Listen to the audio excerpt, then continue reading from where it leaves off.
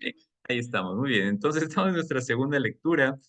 Retomando un poco lo que les decía al inicio de la sesión de hoy, es que justamente nosotros tenemos que tomar muy en cuenta los tiempos circulares, cómo Allende va construyendo la narrativa a partir de estos idas y vueltas que tiene, que le ayudan un poquito para ir contando y ampliando la historia.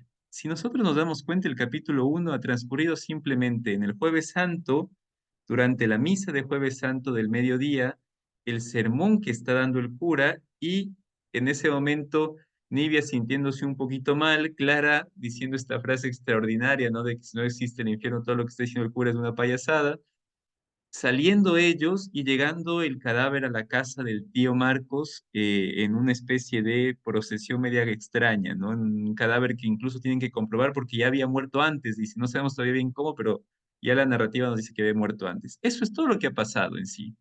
Pero intercalado en eso ha ido yendo para atrás, ¿no?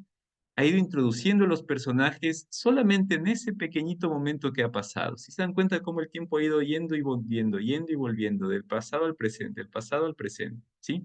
Así que bueno, para un poco reforzar esa idea, les traía un poema que me parece lindísimo, de una poeta argentina, que ustedes lo pueden encontrar. Es un poco difícil a veces encontrar la poesía de María Granata se llama, que escribió cosas muy lindas, ¿no? Y ahora no le veo aquí a Vicky. Vicky en la sala de grupos había compartido con nosotros algún tema sobre psicología y la literatura que ahora estamos leyendo. Y quería leerles este poema porque narra lo cíclico a partir de una mirada muy relacionada con las infancias. Así que el poema se llama Las historias. Y bueno, antes de seguir con el poema, también vemos nosotros mucha figura femenina y de mujeres, de niñas en la narrativa que estamos leyendo ahorita. Miren lo que dice esto María Granata, tan bonito que escribe. Las historias. En las hondas historias humanas siempre hay niños perdidos dando voces. En el escalofrío de su sombra apoyamos la frente, de pronto acuosa, sin saber en qué sitio de nuestros días se han quedado. Son tantas las historias, en los pasajes de nuestra carne hay tantos niños que nunca podremos hacer el recuento de sus pisadas traslúcidas, lechosas, como uvas todavía no formadas. Giran quizá, ordenan laberintos y cuando empiezan a desvanecerse, ah, como de improviso los ilumina todo el incendio de que estamos hechos. Es un poema como para leerlo y releerlo una y otra vez, pero hay una completa circularidad en el poema, que va y viene del pasado. Habla desde un presente hacia un pasado y culmina con el incendio del que estamos hechos, nuestras historias, nuestras infancias, nuestras idas y venidas, ¿no? Es lindísimo el poema. Les invito a que puedan algún ratito tomarlo y volver a leer, ¿sí? Un poco también ilustra esto de lo circular. Bueno, nosotros en parte somos también lo que hemos sido, ¿no? Nuestros recuerdos, si bien hoy día veía una película muy bonita que se llamaba La Viajera, no tenemos que enamorarnos del pasado en el sentido de los recuerdos, aferrarnos de ellos, pero sí tenemos que saber que nuestra historia se construye a partir de aquello que hemos vivido y que vamos construyendo, que vamos viviendo, ¿no? Esto que decíamos de Pedro Salinas, forjando el eslabón del día, ¿no? Día a día. Bueno, vamos entonces a un breve resumen del capítulo 1 para ya entrar directamente a la lectura. Déjenme un ratito. Como saben, hemos leído recién el martes, así que estamos con toda la información sumamente fresca, no hace falta profundizar tanto. En los resúmenes del martes sí entramos y ahondamos mucho, y cuando terminamos de leer un capítulo completo, hacemos un pequeño análisis. Ahorita es un resumen muy sucinto de lo que ya leímos, ¿no? Bien. El inicio del texto es maravilloso. Yo creo que todos los inicios de las novelas siempre tienen que ser tomados en cuenta. Ya hemos leído nosotros algunas, debemos de recordar por ahí esos grandes inicios como La Metamorfosis, como El extranjero de Camus, que en una frase, en una palabra ya condensan todo el relato que nosotros vamos a leer. Y en este caso también lo condensa. El inicio dice así: Barrabá llegó a la familia por vía marítima, anotó la niña Clara con su delicada caligrafía. Ya entonces tenía el hábito de escribir las cosas importantes, y más tarde, cuando se quedó muda, Escribía también las trivialidades, sin sospechar que 50 años después sus cuadernos me servirían para rescatar la memoria del pasado y para sobrevivir a mi propio espanto. Miren cómo ya nos da todo el tiempo narrativo, nos habla sobre Clara, ¿no? Y su habilidad, su afán por escribir cada una de las cosas que pasa. Ya más adelante nos dirá inclusive que después de este altercado que hubo con el cura, Clara simplemente escribe lo que pasó y se olvida de lo que le dijo el cura, ¿no? Esto de que es una endemoniada. Clara parece que en la escritura va como construyendo una historia y a través también una liberación, ¿sí? Podríamos pensar que es un reflejo de Allende. Sin embargo, no va a ser así, pero podríamos pensar. Bien, entonces, bueno, un poquito para irnos ubicando en el contexto, 50 años después de lo que ha escrito Clara, esas memorias son revividas y recontadas en el personaje que ahorita estamos como teniendo la narrativa. No sabemos quién nos está contando la historia todavía. No se sabe si es una narrativa con un personaje anónimo, con un narrador anónimo, o si realmente es alguien de la historia. No entendemos quién está hablando a través de estos relatos aún, ¿no? Entonces, sí sabemos que ha tomado esos cuadernos que declara con sus anotaciones para poder él mismo recordar y dar cuenta de lo que ha pasado. Podríamos nosotros decir procesar eso que está ahorita viviendo. Bien, el animal llega en Jueves Santo, este animal de nombre Barrabás, que es un nombre teológico. Nosotros no podemos separar, por más ingenuos que seamos, la palabra Barrabás del episodio bíblico, ¿no? Donde Barrabás es el que es liberado en un acto injusto frente a Jesús, el nazareno que va a ser condenado. El inocente es condenado y el culpable es liberado. Barrabás es esa figura, ¿no? Esa injusticia, eso que irrumpe como irracional inclusive en la vida. Y un poco eso va a significar en la historia, la irrupción de lo extraño, de lo que viene de fuera, de lo irracional, ¿no? Es muy interesante. Sin embargo, Clara ya vemos que tiene un apego muy grande con Barrabás. Bien, entonces el animal llega justo en Jueves Santo. Ojo que llega en una fecha especial también, ¿no? El inicio ya de la pasión, posteriormente la muerte de Jesucristo, ¿no? Hay mucho simbolismo. Bien, nos encontramos así entonces en un contexto en el cual la familia entera, ¿sí? Está yendo a la iglesia, se nota que son creyentes, que van a la celebración del Jueves Santo a mediodía a la iglesia de San Sebastián. Y aquí dice, ¿no? Los acontecimientos suceden en misa de 12 en la parroquia de San Sebastián. Nuevamente retomamos las figuras fuertes, ya con Jorge hablábamos un poquito de esto al inicio, la figura de San Sebastián asociada con la homosexualidad, es disruptivo, ¿no? Frente a la imagen, por ejemplo, del padre Restrepo, que es el sacerdote que se encuentra dirigiendo esta parroquia, un jesuita de Galicia, español, recordemos que estamos hablando a finales del siglo XIX, inicio del siglo XX, una época en donde la Compañía de Jesús en España tenía una gran cantidad de vocaciones, desbordaba en vocaciones, ¿no? Muchísimos sacerdotes españoles vinieron de misiones a finales del siglo XIX, inicios del XX a Latinoamérica, justamente para ayudar a evangelizar en la tarea evangelizadora de la educación, de los colegios, de las parroquias, de las misiones. Mucho jesuita ha venido de España. Eso también refleja que este cura sea de Galicia, ¿no? Se encuentra entonces en la iglesia y el cura está dando ya en un momento determinado un sermón, pero antes de eso vamos viendo cómo se van presentando los personajes a partir de la misa, ¿no? Todos estos personajes ustedes lo pueden ver en el anexo que yo les envié sobre lista de personajes. Ahí van a encontrar cada uno de los nombres que van asomando con las características que en este momento se nos va diciendo. Por eso aquí les he puesto que vayan viendo los anexos de los personajes si no recuerdan qué sí fue contando de cada uno de ellos. Bien. Te van contando en todos los personajes, se cuenta lo del padre Restrepo, se cuenta cómo era el padre Restrepo, se cuenta qué hacía, cómo predicaba, lo severo que era. Después se entra en la narrativa de Severo del Valle. ¿Quién era Severo del Valle? ¿Por qué era ateo? ¿Por qué era masón? ¿Quién era su esposa, que es Nibia? Es decir, mientras está pasando la misa, se van apareciendo, introduciendo los personajes. Sin embargo, de repente se corta un poco esto porque nos dicen que en plena misa Nivi empieza a sentir mareos, se comienza a sentir mal y no sabe muy bien si es por el humo, si es por el ambiente, ¿O es porque el padre Restrepo en pleno sermón cuando dice la palabra fariseos le regresa a ver a ella, ¿no? Y ella se siente un poco aludida, no entiende muy bien qué pasa, pero la atmósfera le trae esta sensación de malestar.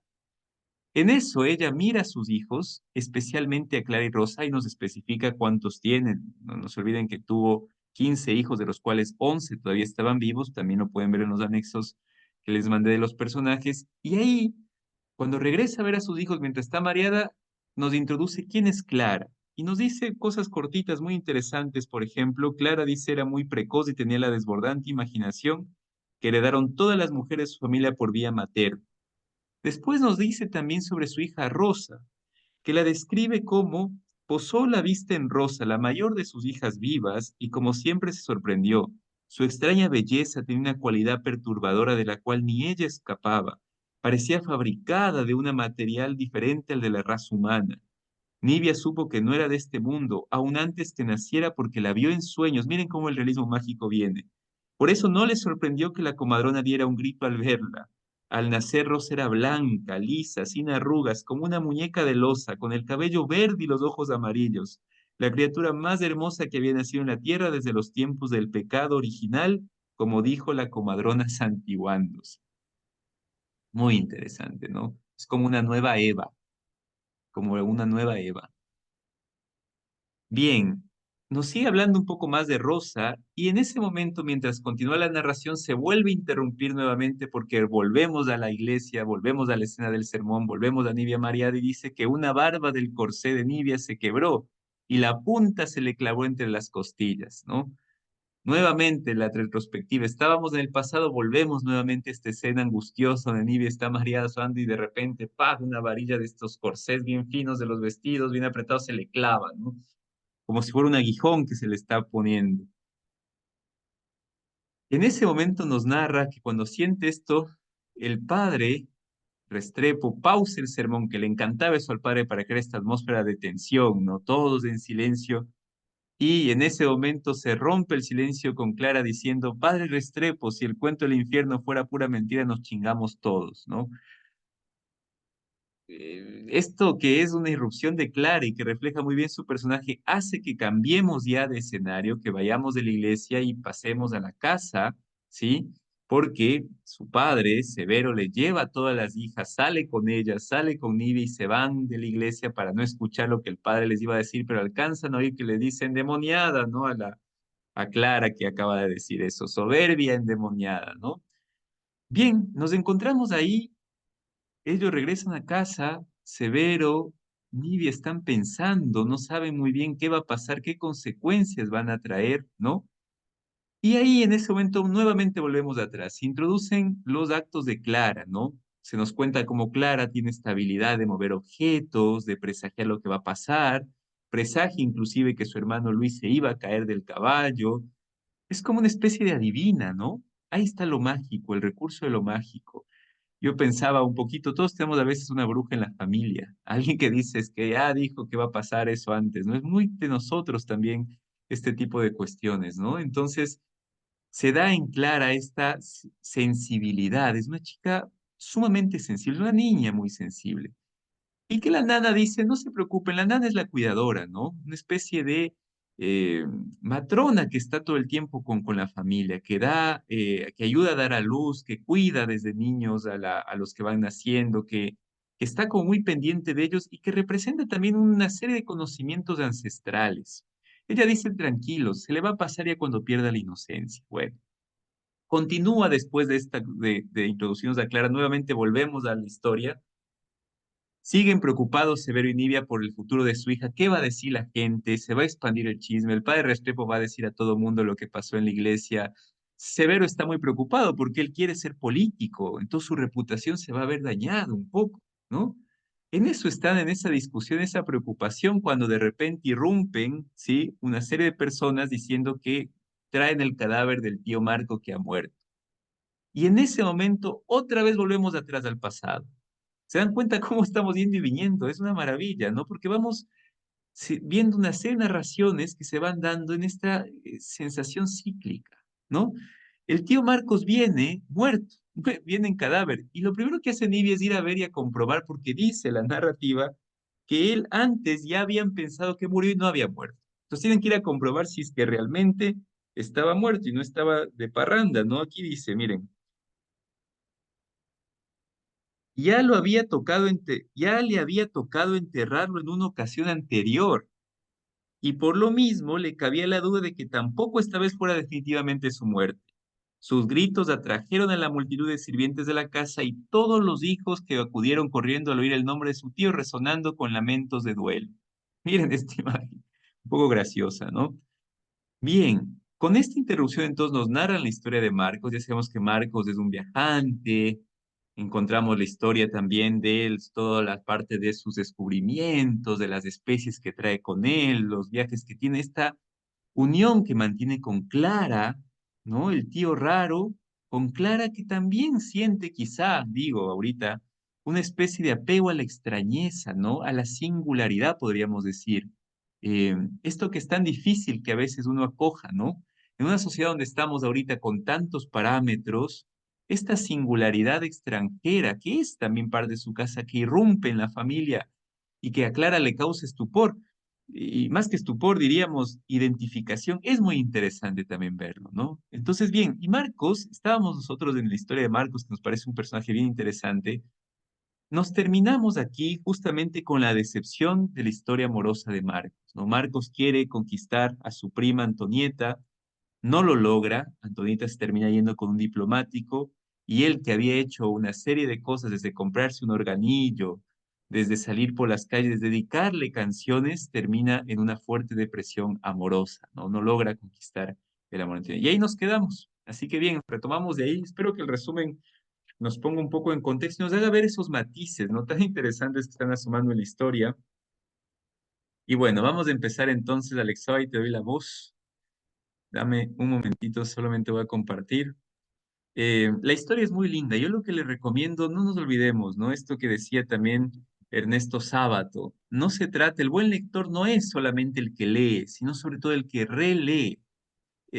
Uno no solamente tiene que leer, hay que releer, y estos resúmenes nos ayudan un poco a releer también la historia y a irnos fijando en detalles. He omitido varios detalles que son muy interesantes, pero que claro, en el resumen nos diríamos toda la hora si entramos detalles, pero que si por ahí vuelven a leerlo, vayan tomando en cuenta esta sutileza y lo bonito de la narración, porque es una narración realmente muy, muy bonita. Entonces, bien, simplemente voy a leer lo anterior y de ahí comenzamos Alex Sábados, nos dice, ese fue el viaje más largo de Marcos. Como para recordar nada más, nos quedamos que después de esta decepción amorosa, ¿sí? Que suele abocarnos, ¿quién no se ha decepcionado alguna vez en cuestiones del amor?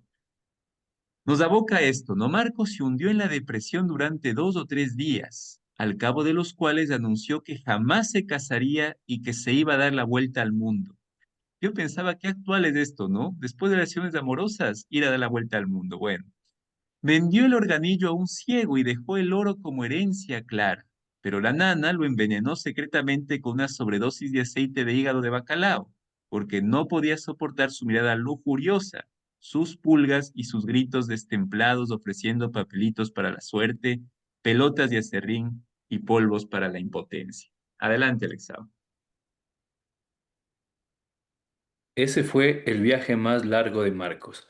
Regresó con un cargamento de enormes cajas que se almacenaron en el último patio, entre el gallinero y la bodega de leña, hasta que terminó el invierno.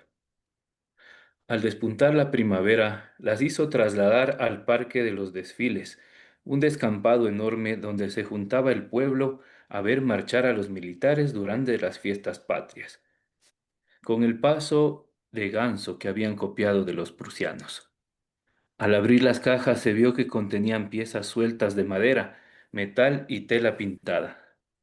Marcos pasó 2 semanas armando las partes de acuerdo a las instrucciones de un manual en inglés que descifró con su invencible imaginación y un pequeño diccionario.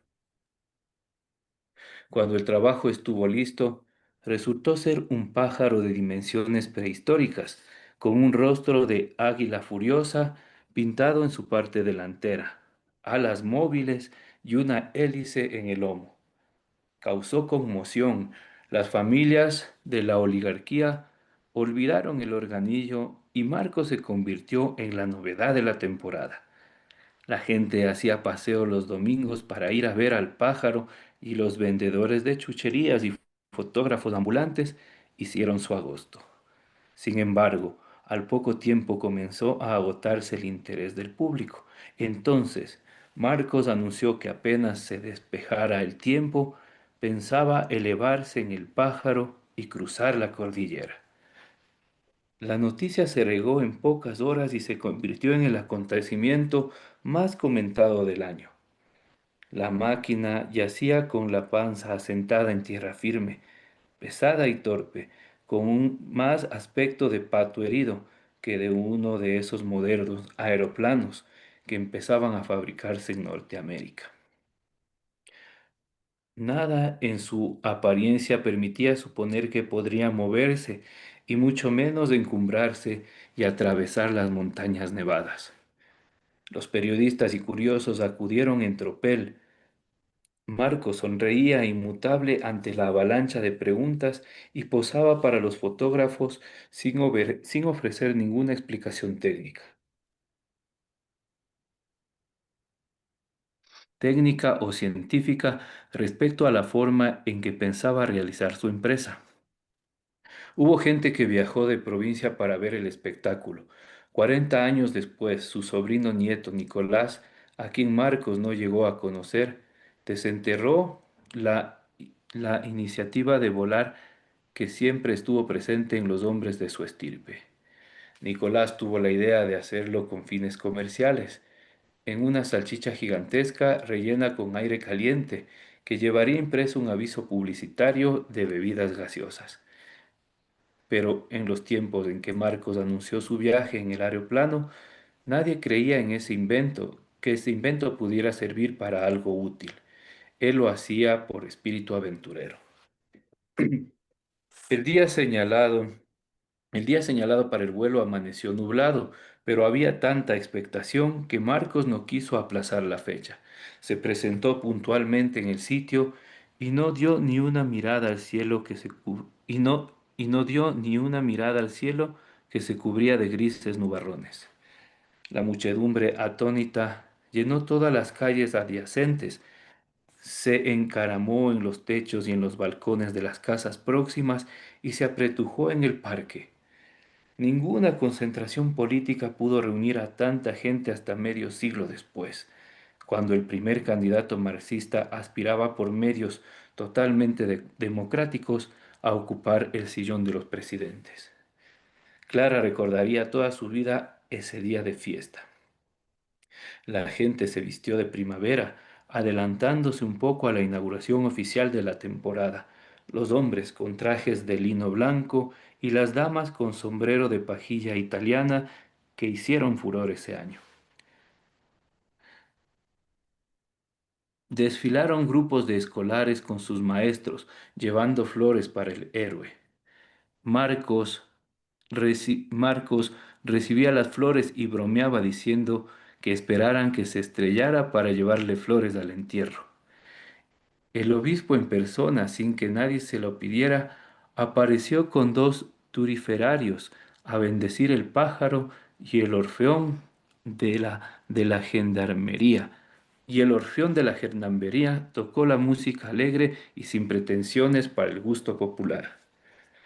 La policía, a caballo y con lanzas, tuvo dificultad en mantener a la multitud alejada del centro del parque, donde estaba Marcos, vestido con una braga de mecánico, con grandes anteojos de automovilista y su cucalón de explorador. Para el vuelo llevaba además su brújula, un catalejo y unos extraños mapas de navegación aérea que él mismo había trazado basándose en las teorías de Leonardo da Vinci y sus conocimientos australes de los incas. Con toda lógica, con toda lógica, al segundo intento el pájaro se elevó sin contratiempos y hasta con cierta elegancia entre los crujidos de su esqueleto y los estórteres de su motor.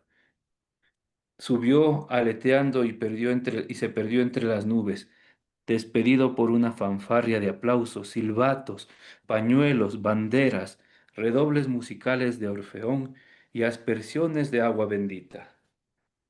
En tierra quedó el comentario de la maravillada concurrencia y de los hombres más instruidos que intentaron dar explicación razonable al milagro. Clara siguió mirando al cielo hasta mucho después que su tío se hizo invisible. Creyó divisarlo 10 minutos más tarde, pero solo era un gorrión pasajero. Después de 3 días, la euforia provocada por el primer vuelo de aeroplano en el país se desvaneció. Nadie volvió a acordarse del episodio, excepto Clara, que oteaba incansablemente las alturas. A la semana, sin tener noticias del tío volador, se supuso que había subido hasta perderse en el espacio sideral, y los más ignorantes especularon con la idea de que llegaría a la luna. Severo determinó, con una mezcla de tristeza y de alivio, que su cuñado se había caído con su máquina en algún resquicio de la cordillera, donde nunca sería encontrado. Nibia lloró desconsoladamente y prendió unas velas a San Antonio, patrono de las cosas perdidas. Severo se opuso a la idea de mandar a decir algunas misas, porque no creía en ese recurso para ganar el cielo y mucho menos volver a la tierra, y sostenía que las misas y las mandas, así como las indulgencias y el tráfico de estampitas y escapularios, eran un negocio deshonesto. En vista de eso, Nibia y la nana pusieron a todos los niños a rezar a escondidas el rosario durante 9 días. Mientras tanto, grupos de exploradores y andinistas voluntarios buscaron incansablemente por picos y quebradas de la cordillera, recorriendo uno por uno todos los vericuetos accesibles, hasta que por último regresaron triunfantes y entregaron a la familia los restos mortales en un negro y modesto féretro sellado. En- enterraron al intrépido viajero en el Enterraron al intrépido viajero en un funeral grandioso. Su muerte lo convirtió en un héroe y su nombre estuvo varios días en los titulares de los periódicos. La misma muchedumbre que se juntó para despedirlo el día que se elevó el pájaro desfiló frente al ataúd. Toda la familia lo lloró como se merecía, menos Clara, que siguió escrutando el cielo con paciencia de astrónomo. Una semana después del sepelio, apareció en el umbral de la puerta de la casa de Nivea y Severo del Valle el propio tío Marcos, de cuerpo presente, con una alegre sonrisa entre sus bigotes de pirata, gracias a los rosarios clandestinos de las mujeres y los niños, como él mismo lo admitió. Estaba vivo y en posesión de todas sus facultades, incluso la del buen humor. A pesar del noble origen de sus mapas aéreos, el vuelo había sido un fracaso. Perdió el aeroplano y tuvo que regresar a pie, pero no traía ningún hueso roto y mantenía intacto su espíritu aventurero. Esto consolidó para siempre la devoción de la familia por San Antonio y no sirvió de escarmiento a las generaciones futuras que también intentaron volar con diferentes medios. Legalmente, sin embargo, Marcos era un cadáver. Severo del Valle tuvo que poner todo su conocimiento de las leyes al servicio de devolver la vida y la condición de ciudadano a su cuñado. Al abrir el ataúd delante de las autoridades correspondientes, se vio que habían enterrado una bolsa de arena. Este hecho manchó el prestigio, hasta entonces impoluto, de los exploradores y andinistas voluntarios. Desde ese día fueron considerados poco menos que malhechores. La heroica resurrección de Marcos acabó por hacer olvidar a todo el mundo el asunto del organillo. Volvieron a invitarlo a todos los salones de la ciudad y al menos por un tiempo su nombre se reivindicó. Marcos vivió en la casa de su hermana por unos meses, Una noche se fue sin despedirse de nadie, dejando sus baúles, sus libros, sus armas, sus botas y todos sus bártulos. Severo y hasta la misma Nivea respiraron aliviados. Su última visita había durado demasiado, pero Clara se sintió tan afectada que pasó una semana caminando sonámbula y chupándose el dedo. La niña, que entonces tenía 7 años, había aprendido a leer los libros de cuentos de su tío y estaba más cerca de él que ningún otro miembro de la familia, debido a sus habilidades adivinatorias. Marco sostenía que la rara virtud de su sobrina podría ser una fuente de ingresos y una buena oportunidad para desarrollar su propia clarividencia. Tenía la teoría de que esta condición estaba presente en los seres humanos, especialmente en los de su familia, y que si no funcionaba con eficiencia era solo por falta de entrenamiento. Compró en el mercado persa una bola de vidrio que, según él, tenía propiedades mágicas y venía del oriente, pero más tarde se supo que solo era un flotador de bote de pesquero. La puso sobre un paño de terciopelo negro y anunció que podría ver la suerte, curar el mal de ojo, leer el pasado y mejorar la calidad de los sueños, todo por 5 centavos. Sus primeros clientes fueron las sirvientas del vecindario. Una de ellas había sido acusada de ladrona porque su patrona había extraviado una sortija. La bola de vidrio indicó el lugar donde se encontraba la joya. Había rodado debajo de un ropero. Al día siguiente había una cola en la puerta de la casa. Llegaron los cocheros, los comerciantes, los repartidores de leche y agua, y más tarde aparecieron discretamente algunos empleados municipales y señoras distinguidas que deslizaban discretamente a lo largo de las paredes, procurando no ser reconocidas. La clientela era recibida por la nana, que los ordenaba en la antesala y cobraba los honorarios.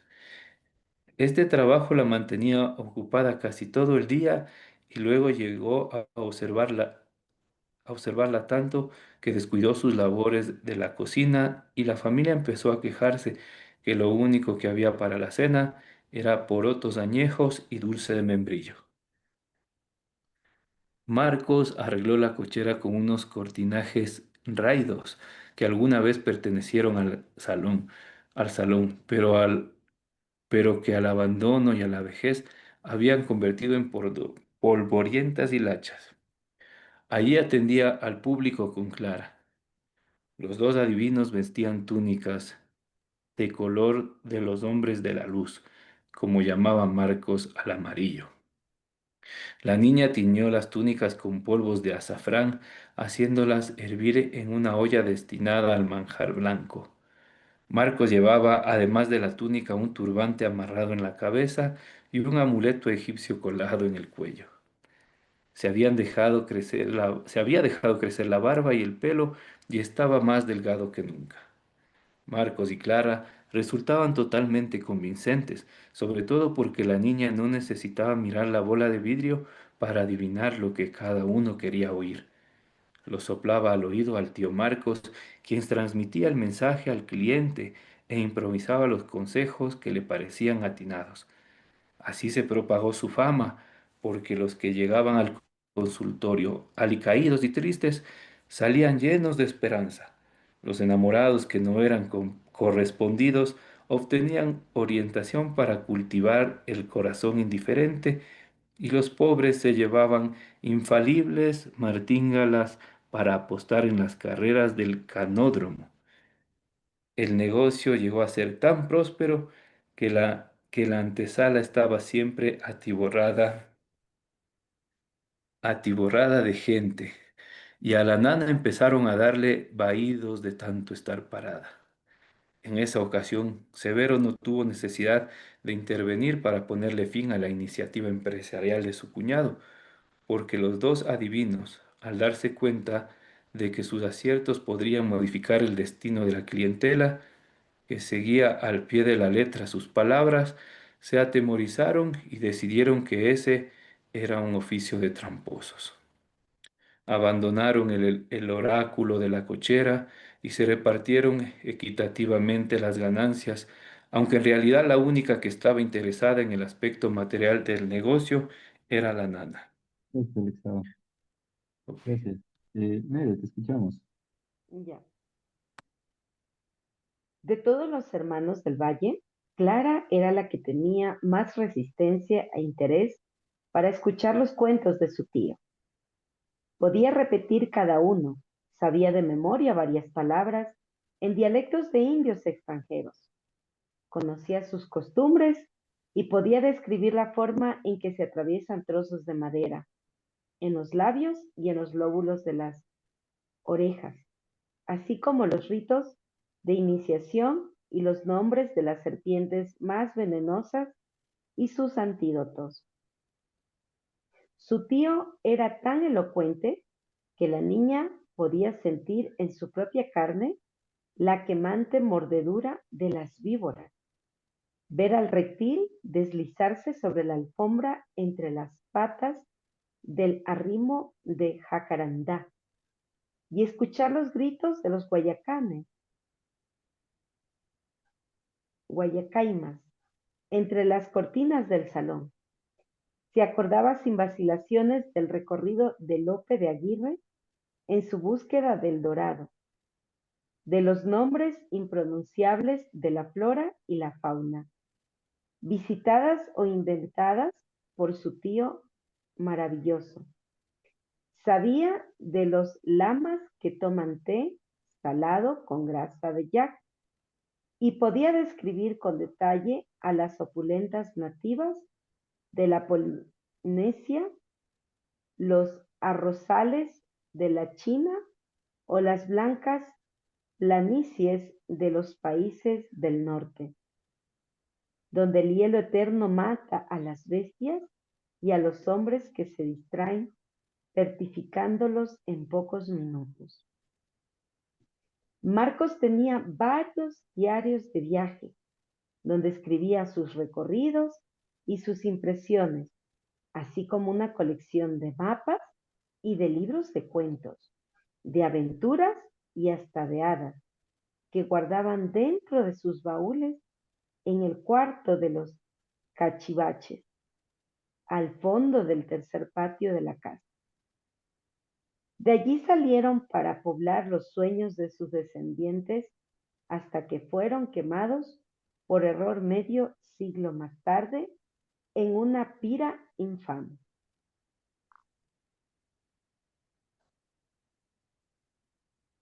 De su último viaje, Marcos regresó en un ataúd. Había muerto de una misteriosa peste africana que lo fue poniendo arrugado y amarillo como un pergamino. Al sentirse enfermo, emprendió el viaje de vuelta con la esperanza de que los cuidados de su hermana y la sabiduría del doctor Cuevas le devolvería la salud y la juventud. Pero no resistió los 60 días de travesía en barco y de la altura de Guayaquil murió consumido por la fiebre, delirando sobre mujeres almizcladas y tesoros escondidos.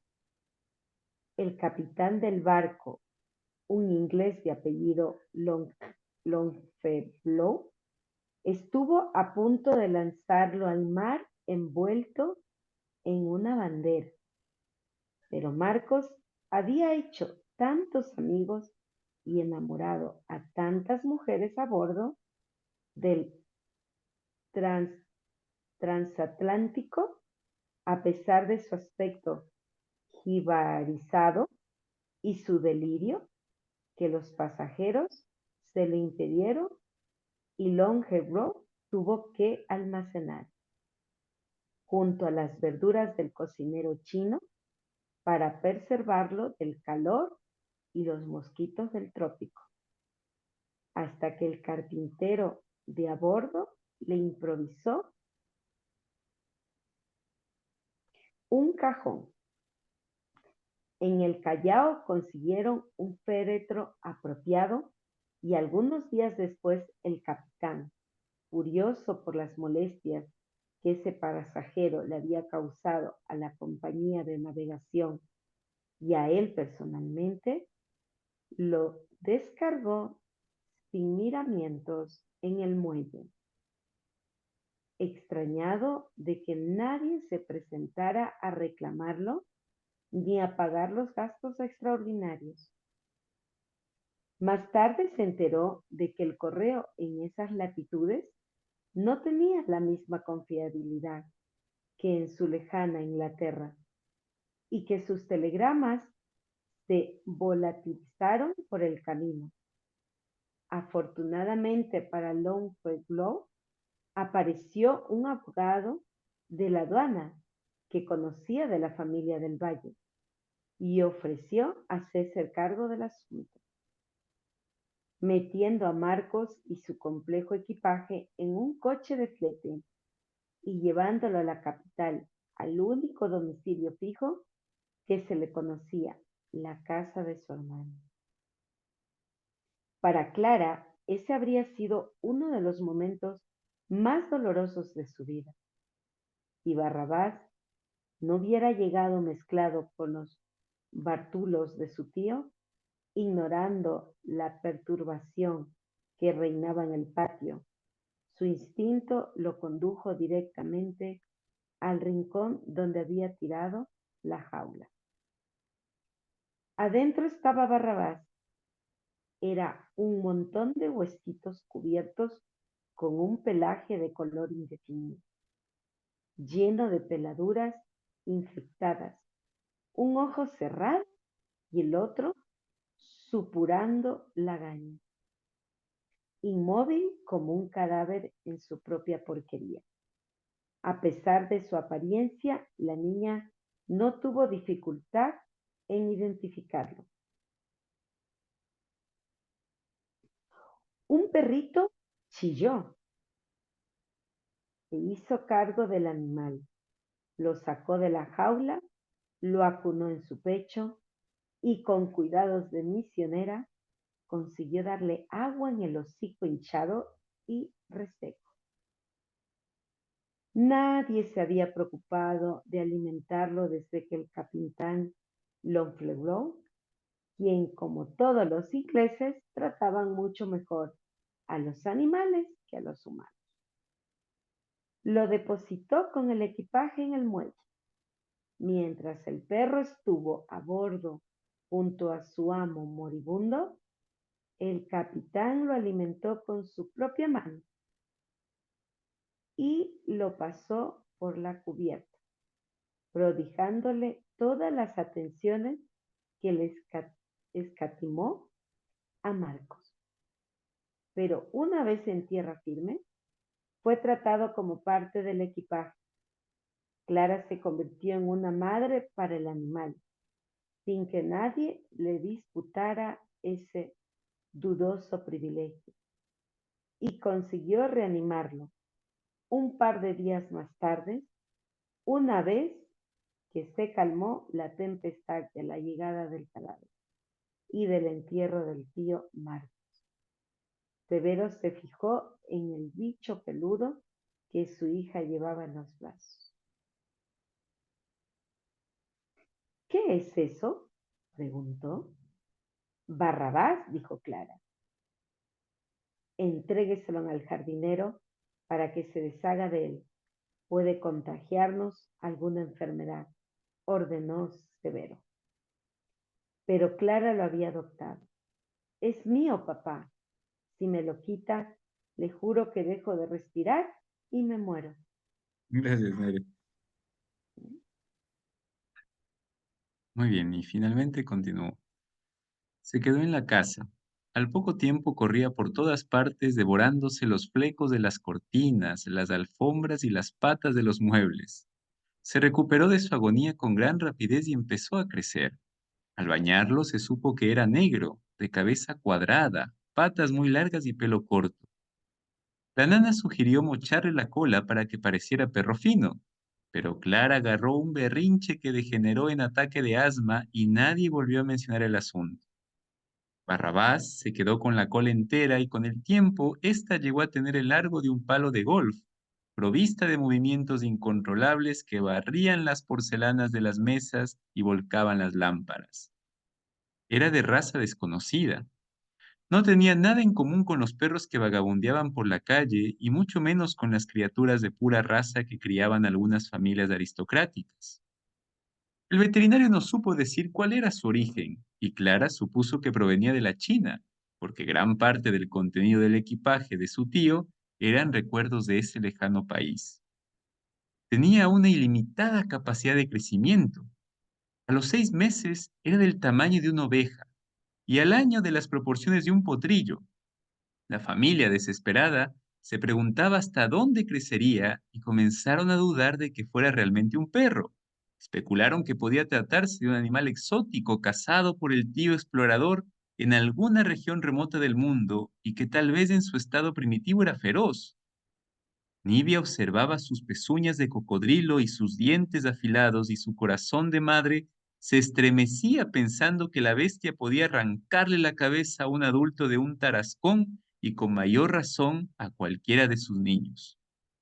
Pero Barrabás no daba muestras de ninguna ferocidad. Por el contrario, tenía los retosos de un gatito. Dormía abrazado a Clara dentro de su cama, con la cabeza en el almohadón de plumas y tapado hasta el cuello porque era friolento. Pero después, cuando ya no cabía en la cama, se tendía en el suelo a su lado, con su hocico de caballo apoyado en la mano de la niña. Nunca se lo vio ladrar ni gruñir. Era negro y silencioso como una pantera. Le gustaban el jamón y las frutas confitadas, y cada vez que había visitas y olvidaban encerrarlo, entraba sigilosamente al comedor y daba una vuelta a la mesa retirando con delicadeza sus bocadillos preferidos de los platos, sin que ninguno de los comensales se atreviera a impedírselo. A pesar de su mansedumbre de doncella, Barrabás inspiraba terror. Los proveedores huían precipitadamente cuando se asomaba a la calle y en una oportunidad su presencia provocó pánico entre las mujeres que hacían fila frente al carretón que repartía la leche, espantando al percherón de Tiro, que salió disparado en medio de un estropicio de cubos de leche desparramados en el empedrado. Severo tuvo que pagar todos los destrozos y ordenó que el perro fuera amarrado en el patio. Pero Clara tuvo otra de sus pataletas y la decisión fue aplazada por tiempo indefinido. La fantasía popular y la ignorancia respecto a su raza atribuyeron a Barrabás características mitológicas. Contaban que siguió creciendo y que si no hubiera puesto fin a su existencia, la brutalidad de un carnicero habría llegado a tener el tamaño de un camello. La gente lo creía una cruza de perro con yegua. Suponían que podía parecerle alas, cuernos y un aliento sulfuroso de dragón como las bestias que bordaba Rosa en su interminable mantel. La nana, harta de recoger porcelana rota y oír los chismes de que se convertía en lobo las noches de luna llena, usó con él el mismo sistema que con el oro, pero la sobredosis de aceite de hígado de bacalao no lo mató, sino que le provocó una cagantina de 4 días que cubrió la casa de arriba abajo y que ella misma tuvo que limpiar. Eran tiempos difíciles. Yo tenía entonces alrededor de 25 años, pero me parecía que me quedaba poca vida por delante para labrarme un futuro y tener la posición que deseaba. Trabajaba como un animal y las pocas veces que me sentaba a descansar, obligado por el tedio de algún domingo, sentía que estaba perdiendo momentos preciosos y que cada minuto de ocio era un siglo más lejos de Rosa. Vivía en la mina, en una casucha de tablas con techo de zinc que me fabriqué yo mismo con la ayuda de un par de peones. Era una sola pieza cuadrada donde acomodé mis pertenencias, con un ventanuco en cada pared para que circulara el aire bochornoso del día, con postigos para cerrarlos en la noche cuando corría el viento glacial. Todo mi mobiliario consistía en una silla, un catre de campaña, una mesa rústica, una máquina de escribir y una pesada caja fuerte que tuve que hacer llevar a lomo de mula a través del desierto, donde guardaba los jornales de los mineros, algunos documentos y una bolsita de lona donde brillaban los pequeños trozos de oro que representaban el futuro de tanto esfuerzo. No era cómoda, pero yo estaba acostumbrado a la incomodidad. Nunca me había bañado en agua caliente y los recuerdos que tenía de mi niñez eran de frío, soledad y un eterno vacío en el estómago. Allí comí, dormí y escribí durante 2 años, sin más distracción que unos cuantos libros, muchas veces leídos, una ruma de periódicos atrasados, unos textos en inglés que me sirvieron para aprender los rudimentos de esa magnífica lengua y una caja con llave donde guardaba la correspondencia que mantenía con Rosa. Me había acostumbrado a escribirle a máquina con una copia que guardaba para mí y que ordenaba por fechas junto a las pocas cartas que recibí de ella. Comía el mismo rancho que se cocinaba para los mineros y tenía prohibido que circulara licor en la mina. Tampoco lo tenía en mi casa, porque siempre he pensado que la soledad y el aburrimiento terminan por convertir al hombre en alcohólico. Tal vez el recuerdo de mi padre, con el cuello desabotonado, la corbata floja y manchada, los ojos turbios y el aliento pesado con un vaso en la mano, hicieron de mí un abstemio. No tengo buena cabeza para el trago, me emborracho con facilidad. Descubrí eso a los 16 años y nunca lo he olvidado. Una vez me preguntó mi nieta, ¿cómo pude vivir tanto tiempo solo y tan lejos de la civilización? No lo sé, pero en realidad debe haber sido más fácil para mí que para otros, porque no soy una persona sociable. No tengo muchos amigos ni me gustan las fiestas o el bolí o el bochinche. Por el contrario, me siento mejor solo. Me cuesta mucho intimar con la gente. En aquella época todavía no había vivido con una mujer, así es que tampoco podía echar de menos lo que no conocía. No era enamoradizo, nunca lo he sido. Soy de naturaleza fiel, a pesar de que basta la sombra de un brazo, la curva de una cintura, el quiebre de una rodilla femenina para que me vengan ideas a la cabeza aún hoy, cuando ya estoy tan viejo que al verme en el espejo no me reconozco. Parezco un árbol torcido. No estoy tratando de justificar mis pecados de juventud con el cuento de que no podía controlar el ímpetu de mis deseos, ni mucho menos. A esa edad yo estaba acostumbrado a la relación sin futuro con mujeres de vida ligera, puesto que no tenía posibilidad con otras. En mi generación hacíamos un distingo entre las mujeres decentes y las otras, y también dividíamos a las decentes entre propias y ajenas. No había pensado en el amor antes de conocer a Rosa, y el romanticismo me parecía peligroso e inútil, y si alguna vez me gustó alguna jovencita, no me atreví a acercarme a ella por temor a ser rechazado y al ridículo. He sido muy orgulloso y por mi orgullo he sufrido más que otros. Bueno, creo que terminamos de aquí por la hora. Bien, bueno, nos hemos quedado ahí en esta narración, ¿no? Ya un poco sabemos de quién se trata, está claro, ¿no? Es alguien que trabaja en una mina, se escribe con Rosa, ¿no? Y sabemos que es justamente Esteban Trueba, ¿no? El prometido de la famosa Rosa del Valle. Así que bueno, vamos un ratito a salas, entonces déjenme, vamos a ver, estamos 14, vamos a hacer 3 salas nada más. Listo, vamos a irnos a 3 salas. En la una va a estar Alexis, ahí para que nos ayudes moderando, por favor. En la otra va a estar Tati, si te parece, nos puede ayudar Tati en una de las salas. Y en la última voy a estar yo. Así que bueno, nos vamos entonces a las salas. Denme un ratito nada más aquí. Estoy con un problema. Listo. A ver, no. Sí, ahí vamos. Listo, entonces, demos ahí en abrir las salas y nos vamos de las salas entonces. Ya nos encontramos unos 15 minutitos aquí de nuevo. Voy a esperar a que todos entren y ya ingreso yo a una de las salas.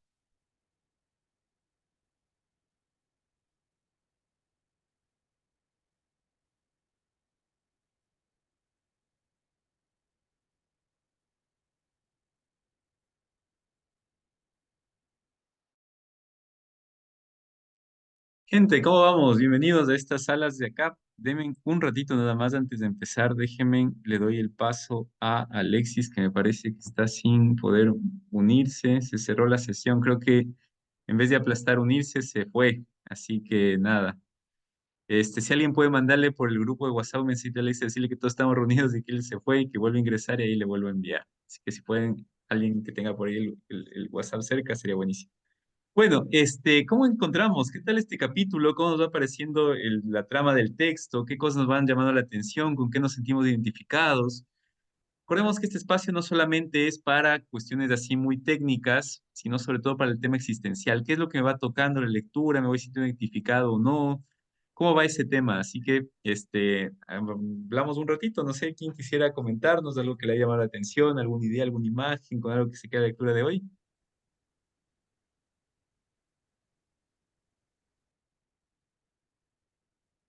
Sí, Daniel, una cosita ahí, no encuentro una manito ahorita, Laura, disculpa. No, tranquilo, Ya, adelante, Jorge.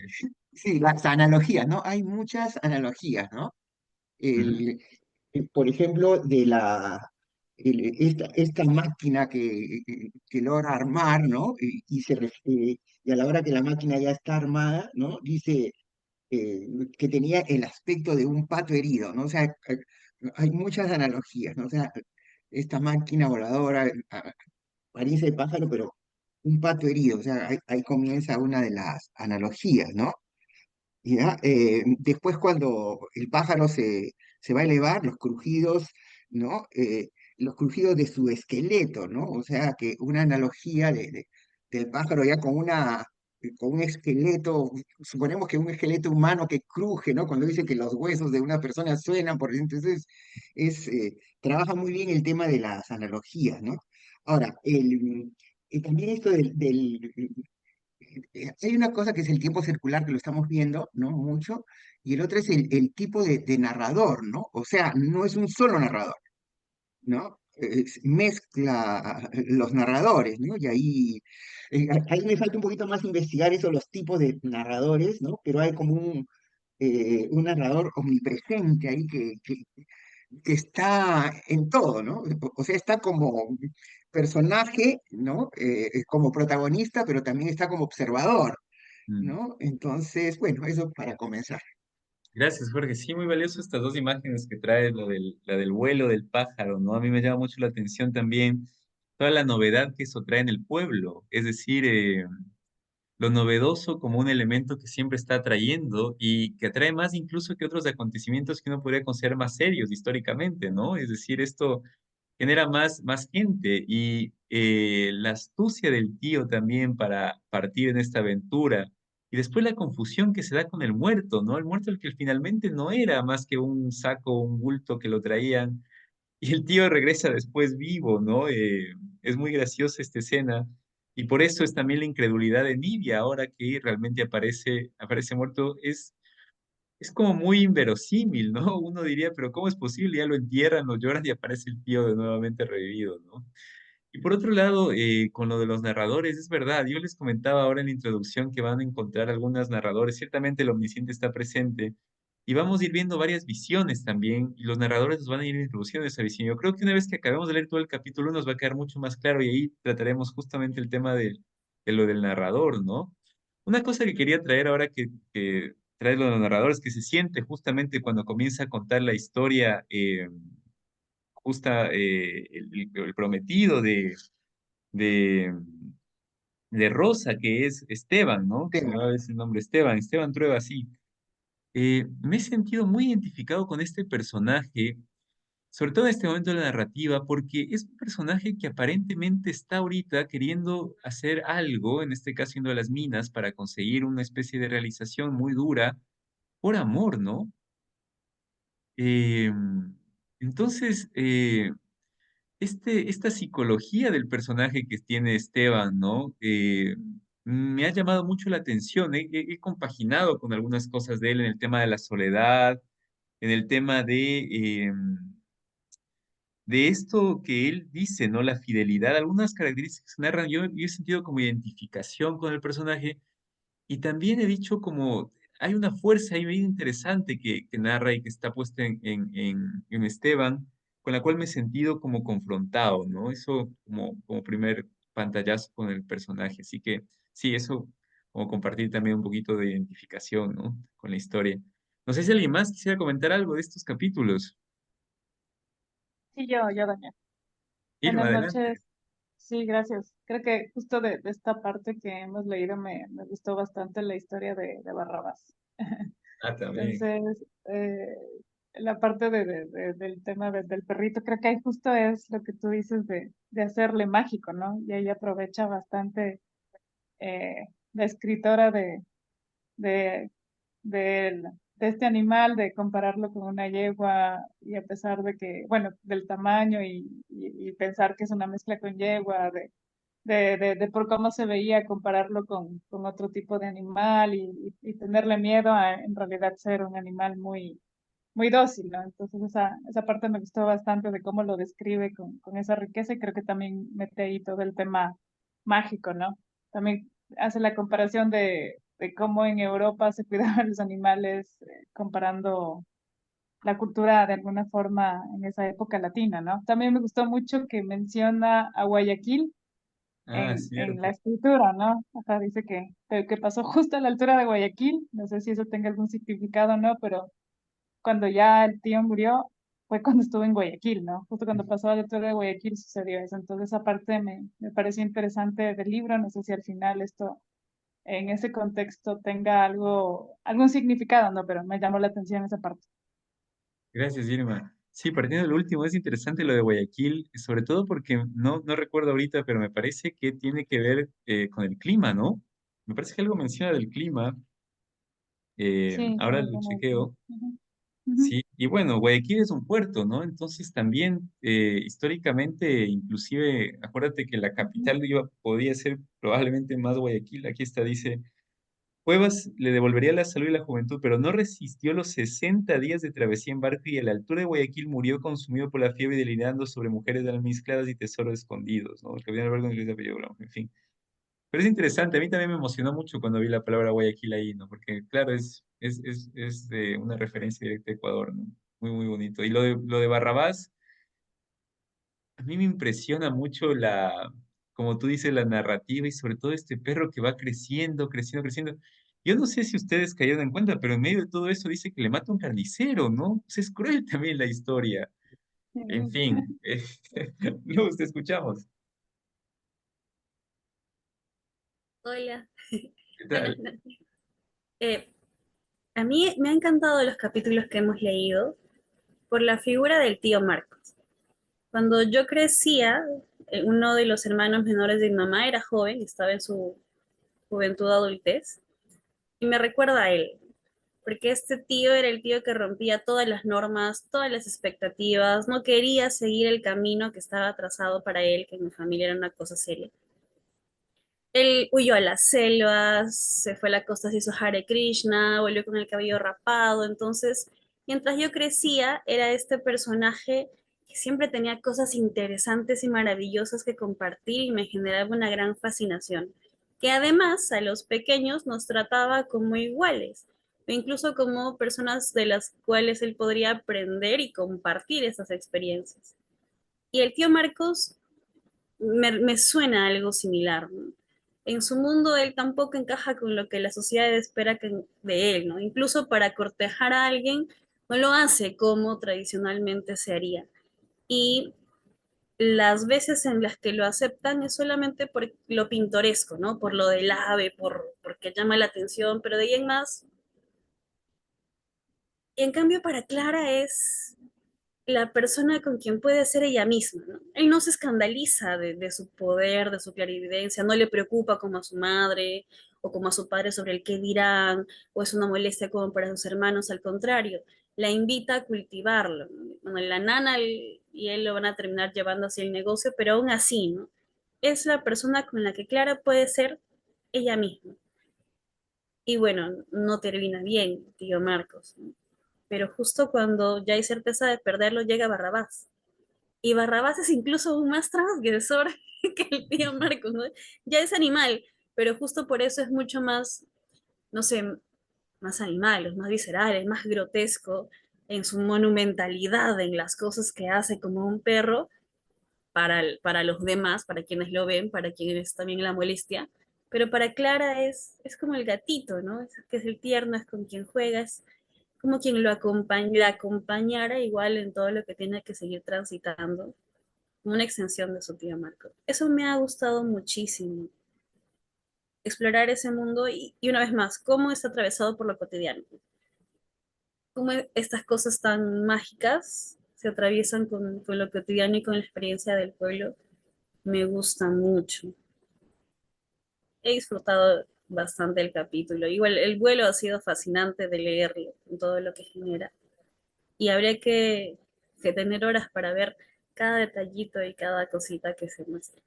Pero hasta ahí. Gracias, Luz. Oye, qué valioso tu comentario. Concuerdo mucho con esta transición. Es muy bonita el pasaje, ¿no? Que hacen, claro, con la historia del tío Marco, como dices, un personaje transgresor, ¿no? Y llega Barrabás, que es una extensión de él. Y como tú dices, una extensión mucho más potente, ¿no? En cuanto a figura. Era perteneciente Barrabás del tío Marco, ¿no? Entonces es una parte de él que es como si hubiera una especie de transfiguración ahí, ¿no? Es bien interesante el paso de un lado a otro. Em, y sí, una cosa que me llama la atención también de esta relación es que el tío Marco trae muchos libros, ¿no? Ahí en una parte lo menciona y Clara los lee con mucho entusiasmo. Es más, les cuenta las historias también, como tú decías. Y justamente me llamó la atención del personaje asociado con el libro y eso asociado con la libertad también. Porque si bien es un personaje, como tú dices, transgresor, es alguien muy libre, que se va, viene, que no tiene casa, decían, ¿no? Es decir, no tenía dónde más ir, la única casa era la de su hermana. Es como un nómada, ¿no? En el buen sentido. Muy interesante el personaje, ¿no? Muy interesante. Gracias, Luz. No sé si alguien más quisiera comentar algo sobre la historia de hoy, algo que nos haya llamado la atención. No sé si Juan quisieras comentarnos algo para ir cerrando, algo que te va como llamando la atención, si por ahí surgió algo. Bueno, ¿qué tal? La verdad es que leyéndolo así a modo de ir encontrando conexiones, me hizo bastante acuerdo a Ícaro, por ejemplo, esta parte del ave, del que va construyendo, claro, y luego regresa, pero este regresó vivo. Igual y toda la parte de, de la, de- ah, de tomar esta idea de Clara de que puede ver el futuro, como quien diría, me hace acuerdo de cómo es, de que en una clase veíamos esto de las profecías autocumplidas, entonces como que tal vez y no, y que me llamó bastante la atención de que no lo hacía por el dinero más, solo la nana lo hacía por el dinero, ¿no? Entonces fue como que para la época dije, se me hacía raro que no lo haya visto directamente como el dinero, pero dije, bueno, igual y por esta idea de farsa puede ser, y por divertirse un poco, por entretenerse y luego decir, no sé, engañó a un pueblo, luego en una historia, podría contarlo el tío más adelante, en algún momento lo contó por ahí en uno de sus viajes. Así que me llamó bastante la atención que no lo haya hecho por el dinero, más que nada, por la época en la que se encontraba. Y qué chévere. Oye, qué bacán esto que traes de lo de las profecías autocumplidas, porque en parte tiene un poco de eso también, ¿no? Es decir, si bien, claro, en la narrativa imaginaria Clara puede ver el futuro, la gente lo cumple al pie de la letra, ¿no? Lo que ella les dice. Y sí, puede haber una sensación ahí de que se va autocumpliendo lo que uno va diciendo y va haciendo todas las cosas para que se cumpla eso que te han dicho, ¿no? Yo creo que funciona en muchos aspectos de la vida. Sería interesantísimo hacer como una vinculación justamente entre esta teoría, la parte de la narrativa, y yo creo que Clara también lo usa como un juego, ¿no? Es decir, Clara está simplemente jugando y eso es interesante ahí. El tío es un personaje con la nada me parece muy graciosa también. Eh, no sé, la nada también tiene muchas creencias ahí mezcladas, tiene el sincretismo listo como para salir, está todo el tiempo entrecruzada con un montón de ideas, pero la habilidad, como decías también tú, Luz, de poder explotar esa parte en el buen sentido, ¿no? De Clara me parece linda, ¿no? Es el único que toma eso desde una manera, desde una perspectiva mercantilista. Esto también es interesantísimo, ¿no? Así que bueno, en fin, seguiremos avanzando. Muchas gracias por sus comentarios. Me parece, yo simplemente como para cerrar, me sentí muy identificado con estos personajes Los siento muy cercanos a mi realidad también, a la realidad que viví. Les cuento una anécdota nada más y con esto ya cerramos. Yo recuerdo a mi bisabuela contarnos que ella se quedó o heredó una lora y me contaba que no me acuerdo si fue ella o algún familiar ahí que le cosieron el rabo a la lora porque la lora decía muchas malas palabras, le habían sido así malas palabras. Entonces, justamente la lora no podía defecar y murió. Tuve la conexión inmediata con la lora que le dan el aceite de bacalao y muere. Y yo digo, la relación con los animales era distinta antes, ¿no?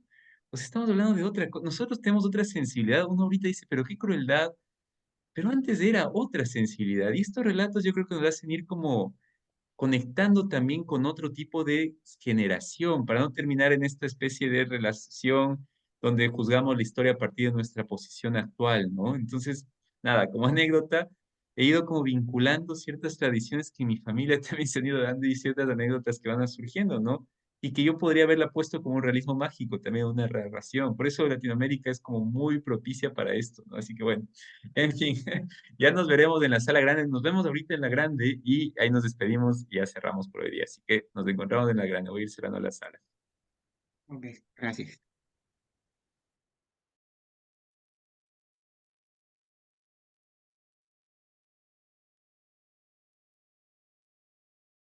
Muy bien, esperemos un ratito a que regresemos.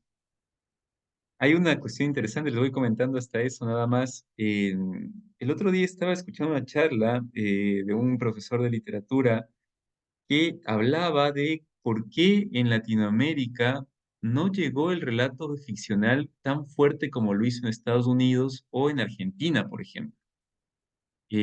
Y por qué en Latinoamérica hubo un salto directamente al realismo mágico. Y un poco eso quizá sería bueno hablarlo la siguiente semana.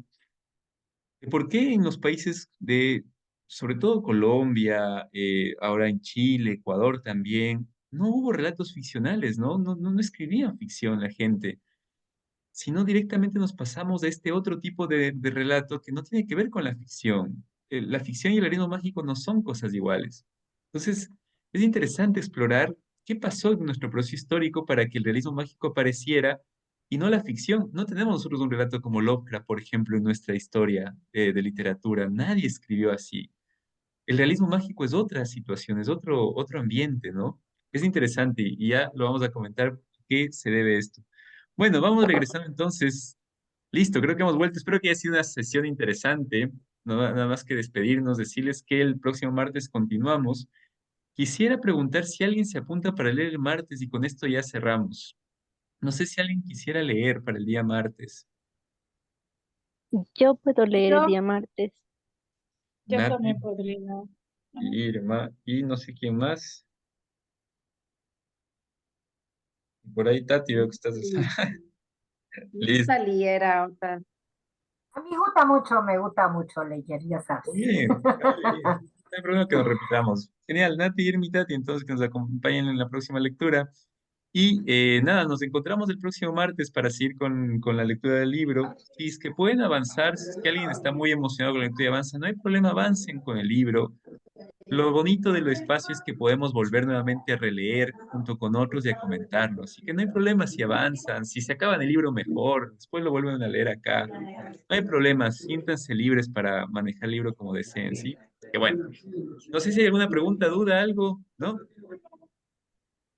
En- Voy a dejar una como interrogativa al Ujú. grupo que nació del martes en el grupo que estaba leyendo yo y lo lancé ahorita en el nuevo grupo.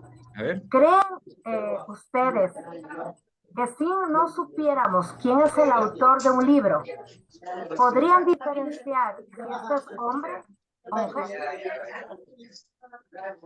Ah, tú te refieres si es que el autor...